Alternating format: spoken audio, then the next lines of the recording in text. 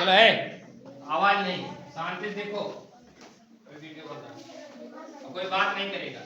देखिए हमने क्या बताया, समतुल्य भिन्न, ठीक है। जैसे हमने क्या लिया, एक पट्टी है, जैसे क्या सफेद पट्टी है, देखो ध्यान दो, एक सफेद पट्टी लिया, आधी पट्टी को हमने क्या किया, कलर कर दिया, ठीक है, इसमें रंग भर दिया। आधी पट्टी को हमने क्या किया, रंगीन कर दिया। आधी पट्टी को हमने क्या रखा, सफेद रखा। तो ये आधी पट्टी हमारी क्या हो गई, यानी जो है इस आधी सफेद हो गई और आधी रंगीन हो गई। मतलब एक पट्टी को हमने दो भाग में बांट दिया, यानी आधी रंगीन और आधी सफेद। तो इसको भिन्न के रूप में कैसे लिखेंगे, 1/2। कैसे लिखेंगे, 1/2, यानी दो भाग है, उसमें एक भाग रंगीन, ठीक है। अब देखिए, इसी पट्टी को जितना सफेद भाग है और जितना रंगीन भाग है, सफेद भाग को हमने किसमें बांट दिया, दो भाग में, और रंगीन भाग को हमने किसमें बांट दिया।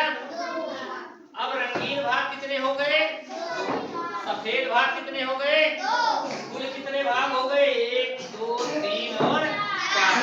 कुल कितने भाग हो गए, कुल कितने भाग, 1 2 3 4। पट्टी कितने भाग बढ़ गई, 4 भाग। 4 में रंगीन कितनी है, 2। तो इसको हम भिन्न के रूप में कैसे लिखेंगे, 2/4।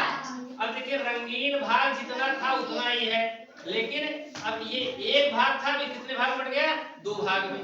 सफेद भाग जितना था उतना ही, लेकिन कितने भाग बढ़ गया, 2 भाग में। अब देखिए, फिर हमने क्या किया, रंगीन भाग को 3 भाग में बांट दिया और सफेद भाग को भी कितने बांट दिया, 3 भाग में। जगह उतनी है, पट्टी जितनी रंगीन थी उतनी है, पट्टी घट बढ़ा नहीं गई है, लेकिन इसमें बंटवारा क्या आया, 3 भाग बढ़ गया, 3 खाने हो गए। और सफेद में भी 3 खाने, तो कितने खाने हो गए, 1 2 3 4 5 6, यानी 6 में 3 रंगीन हो गया। तो इसको भिन्न के रूप में कैसे लिखेंगे, 3/6, यानी 6 में 3 रंगीन।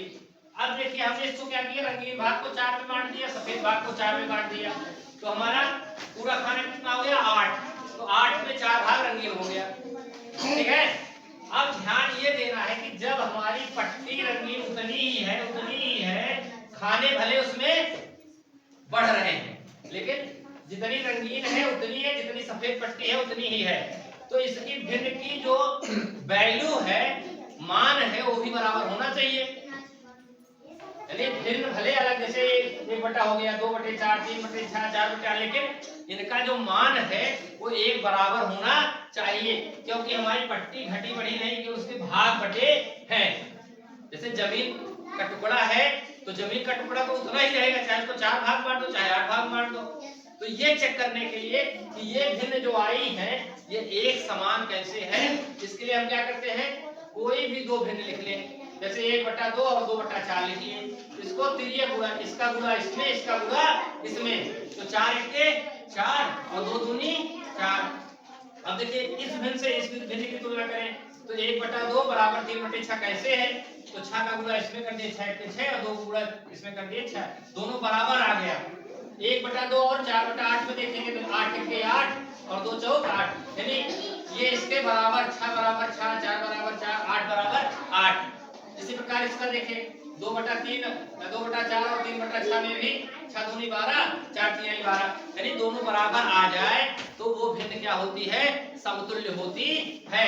अगर हम दोनों भिन्न को एक साथ लिख करके तिर्यक गुणा कर दें, तिरछे से, इसका इसमें, इसका इसमें, और दोनों बराबर आ जाए तो वो भिन्न क्या होती है, समतुल्य भिन्न कहलाती है।